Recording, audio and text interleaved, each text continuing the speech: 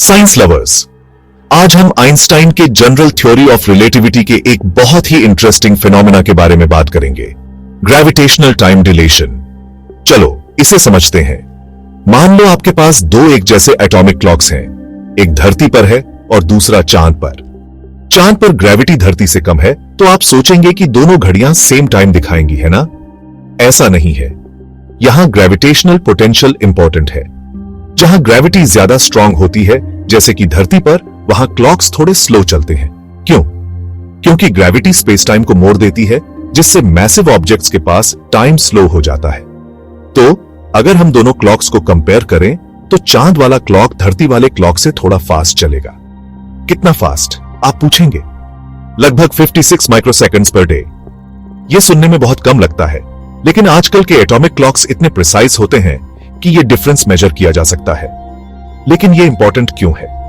बहुत अच्छा सवाल। सोचो, जीपीएस सैटेलाइट्स के बारे में जो धरती के चारों ओर घूम रहे हैं, वो हमसे कम ग्रेविटी में है। अगर हम ग्रेविटेशनल टाइम डिलेशन को ध्यान में न रखें तो सैटेलाइट्स के क्लॉक्स हमारे ग्राउंड सिस्टम्स के साथ सिंक नहीं रहेंगे। इसका मतलब जीपीएस नेविगेशन कई किलोमीटर्स तक गलत हो सकता है। अगर आपको कहीं जाना हो तो यह ठीक नहीं है ना? इस डिस्कवरी ने न सिर्फ आइंस्टाइन की प्रेडिक्शंस को सही साबित किया, बल्कि हमें यह भी समझाया कि ग्रेविटी टाइम को कैसे अफेक्ट करती है। तो अगली बार जब आप चांद को देखें तो याद रखना कि वहां टाइम थोड़ा फास्ट चल रहा है। इंटरेस्टिंग है ना? अगर आपको टाइम डिलेशन या दूसरे रिलेटिविस्टिक इफेक्ट्स के बारे में और जानना है तो नीचे कमेंट्स में बताओ। लाइक, शेयर और सब्सक्राइब करना मत भूलना, और साइंस के बारे में और जानने के लिए। अगली बार तक क्वेश्चंस पूछते रहो और क्यूरियस बने रहो।